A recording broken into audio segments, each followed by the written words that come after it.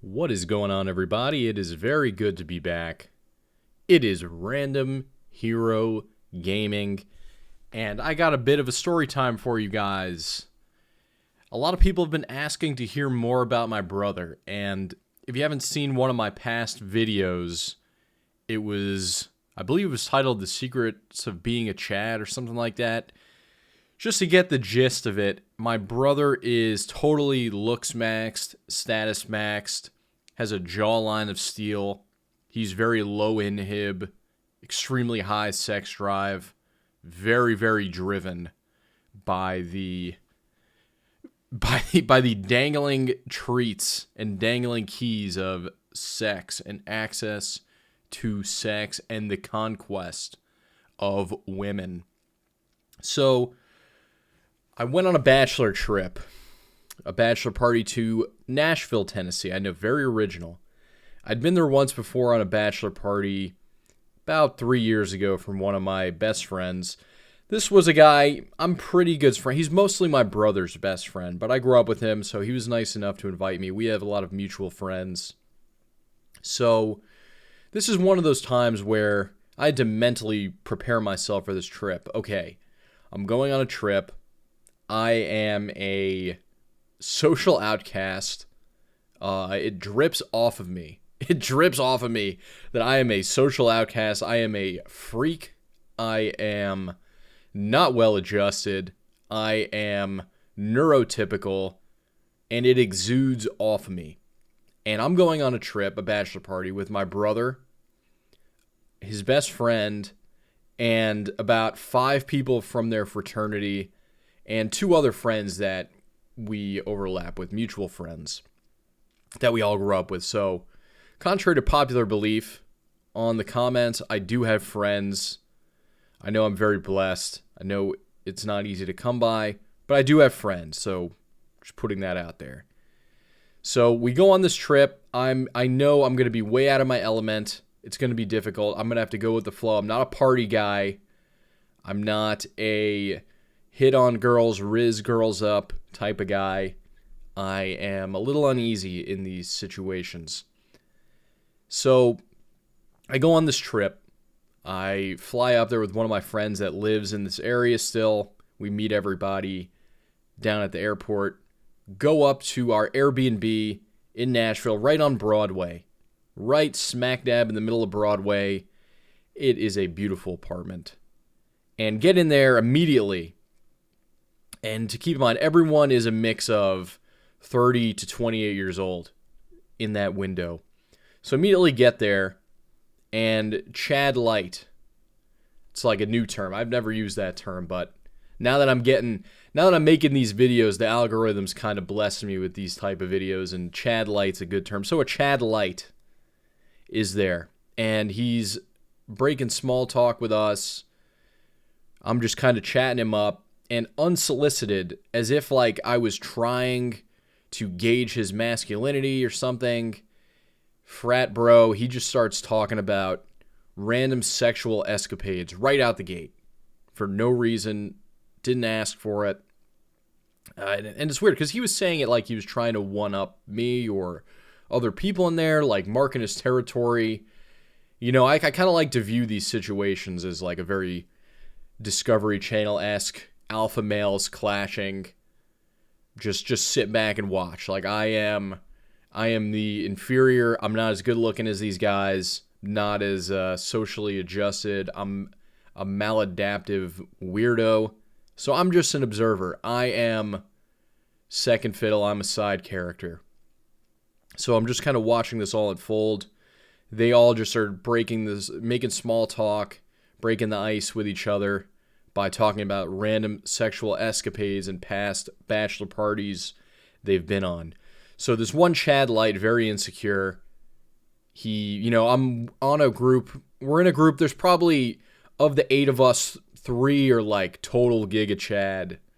Jacked, tall, good looking, everything, you name it. Good with women, low inhib, outgoing, extroverted.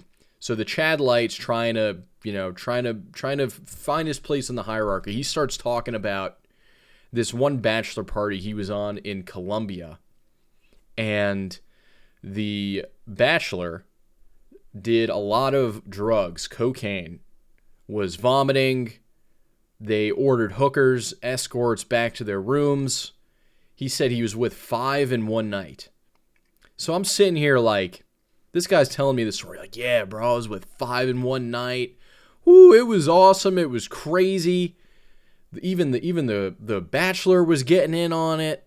Oh, man, it was crazy. And, like, I don't know.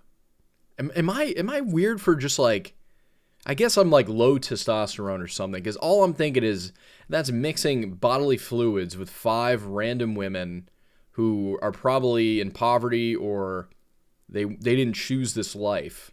And you're sharing bodily fluids with them. Tons of rich and ugly and desperate people go out there and they buy them as well. And this guy's just bragging about it, talking about another trip they went on in Aspen with the company, and they had the company's credit card, and this guy was with this girl, and it was a solid hour of him just talking about his sexual escapades.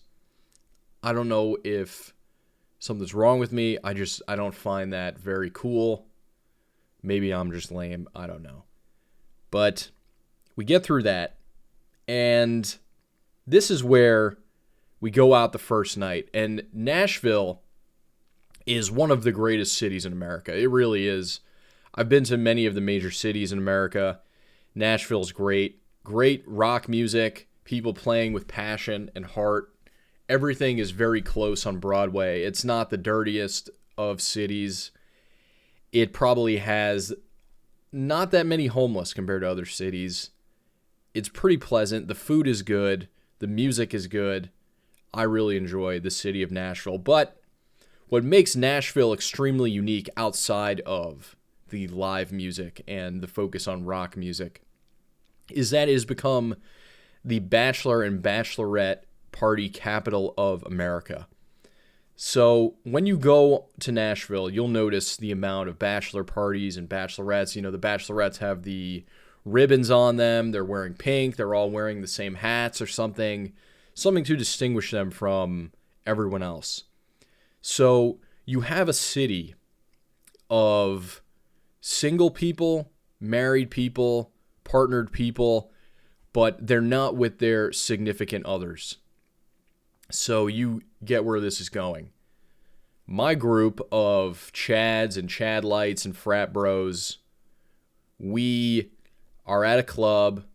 We run into a group of girls, and before you know it, I'm there. You know, I've got the money. I'm just buying everyone drinks. I'm making sure the Bachelor has a good time. I know I'm not there because I'm the party animal. I'm there because, well, Bachelor was just being nice.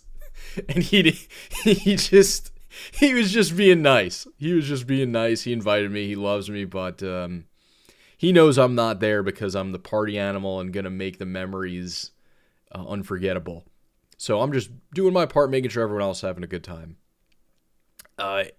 One thing leads to another. It's 2 a.m. and we're back at our Airbnb, and there's about 4 girls there. So 4 girls are back there. One girl and her sister, their sisters, they're there. And then another girl that's a friend of theirs, and they're all smoking hot. So actually it was 3 girls that came back. So 3 girls, 8 guys, alpha males. They're all trying to maneuver. They're all trying to get their spot on the couch. They're all trying to rizz up the girls. Like I said, I sit back, I watch it like a Discovery Channel or Animal Planet documentary where the primates are maneuvering and working their way up the social hierarchy and marking their territory and fighting for mates and peacocking and all that good stuff. So here's how this all plays out. And remember, as I said, it's married people, partnered people, single people, all there without their significant others. So here's how this plays out. My brother immediately, who is the alpha of the alphas, the apex alpha of the group, best looking, highest status, just best game, easiest to talk to women, lawyer, he totally status maxed on the hierarchy. So he scoops up the hottest girl, and they're on the couch. They're making out, they're kissing and they're rubbing all over each other, and they go under the blanket, and they're making out even more. And her sister is sitting behind her on a stool at the bar in the room, which is right behind the couch. And she is with another one of the alphas of the group. They're just he's got his arm around her. They're just talking and shit and just chilling. And that's when her sister says about the girl under the blanket with my brother, she has a boyfriend of 3 years, but you know what? I don't like him. I don't care. So we're all just like, me and my two friends that were a little lower down on the Chad to, I guess Chud barometer. We're towards the lower quadrant. We're watching this unfold and we're just cracking up. Her sister's just watching this and says, I don't like him anyway, so it doesn't matter. So she doesn't try to stop her sister from making out with my brother. And they inevitably go into his room, and who knows what happens from there. I mean, you can only guess. The sister didn't care. She's making out with this other guy. They move on to the couch. They're making out. And that leaves one other girl, which was their friend. And she was the hottest of the three by far. This girl was drop dead gorgeous. They were actually visiting from Canada, and she was blonde. So one of those blonde Canadian girls. Gorgeous, stunning. And she was cool. I mean, pretty surface level music taste. She was wearing a Nirvana shirt, and she inevitably took over my Spotify that was connected to the smart TV, and she was playing Pearl Jam and Metallica, which, I like those bands, so it's pretty cool with me. She was tolerable. But here's where it gets even more interesting. Here's where the dynamics start shifting a little bit. So my one really good friend that got married 3 years ago, and his bachelor party was in Nashville. He is awestruck by this girl. So just, oh my God. Like, he keeps saying to me, oh my God, she's so hot. She's so, oh man, I can't even take it. She's so pretty. Oh my goodness. Just glazing this girl.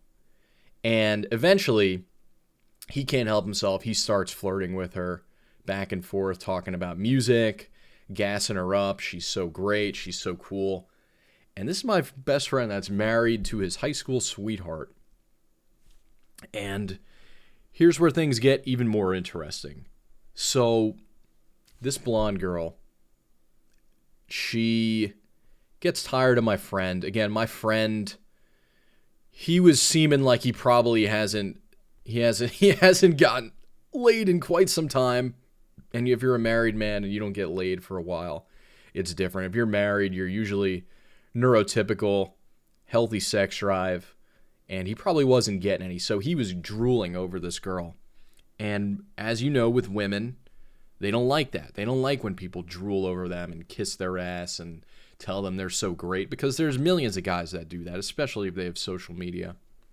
So what this smoking hot blonde girl does is she gets up from talking to my friend that's married and starts chatting up the Bachelor, my engaged friend that is going to be married in 2 months.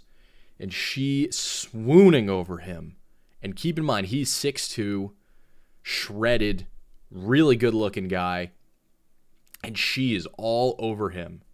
And I'm going to be honest, the girl my friend is marrying is pretty hot. She's probably a 7. This girl, probably an 8. Maybe 8.5. But if we're sticking to rounded numbers, 8.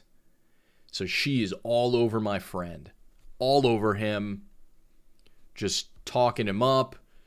Like sitting next to him and just saying all kinds of stuff. Like drooling over him, looking deep into his eyes. And they're just talking. I don't really hear everything they say, but the body language is telling a totally different story. So next night, of course, they're like, oh, we got to link up with those girls again, bro. We got to link up with them. We got to get with them again. You know, they wanted us. And so we do that. We link up with them the next night. We're at another club. And this blonde girl and my friend that's going to get married are all over each other at the club, grinding. Everything but everything but banging on the dance floor. And she is in love with him. So much so that, you know, we had to kind of pull him and her back a little bit. I mean, I didn't do this. My friends did because they felt guilty. They felt they had a responsibility. They kind of told them, you know, wisen up and chill out and all that. But this girl, and I'm not kidding you, we talk a lot about, you know, men, oh, you got to have game. You can't be a simp. You can't be this. You got to do this. You got to say, you got to peacock. You got to nag. You got to love bomb. There's all these strategies for men. But this girl, beautiful girl, told my friend straight up to his face, I want to eat your ass as a means of flirting. And if a guy did that, it would be, ooh, yikes. That's, but she said that she was like, I want you so bad. I want to eat your ass. She said that to my friend who was getting married in 2 months. And she knew he was getting married too. But, and as for my brother, again, with this girl who has a boyfriend of 3 years, they're all over each other all night, making out, hooking up, a little finger action, all that stuff. And that was the last night of the trip. After that, you know, my brother's like totally, oh man, I really like her. I want to see her again. And really, really liked her. And he's texting her days later. And it's hilarious. This girl that, and of course, you know, found her social medias and stuff and see her boyfriend and her life back home. But she still was in contact with my brother weeks after this trip. And she was literally like trying to fix him. This was so sad. This girl has a boyfriend of 3 years, and she's texting my brother, oh, if you can't sleep, you should do this, schedule this. And she's like trying to fix him. Like he's sending me text messages, and he just loves to brag and send out messages and screenshots. This girl was trying to fix him. Like, oh, you need to do this before bed and take this. And oh, you should be doing more of this vitamins, and just really, really funny. So, wanted to title this video, The Black Pill of Nashville. And that's my story. That is my bachelor party trip. Did I talk to any women? I did. I spoke to some women. It's not easy for me. It's not easy. I have conversations, but it's like, none of that really matters. It's like, if they find you really hot, you could say anything. You really could, as long as you don't want to break the law or something like that, or say like, I'm going to kill you, or some Patrick Bateman type stuff. But that is all, everyone. I hope you at least enjoyed that story. Something a little lighter. And Nashville truly is a black pill. I'll catch you guys next time. Don't forget to drop the like button and subscribe if you want more. Good night, everybody.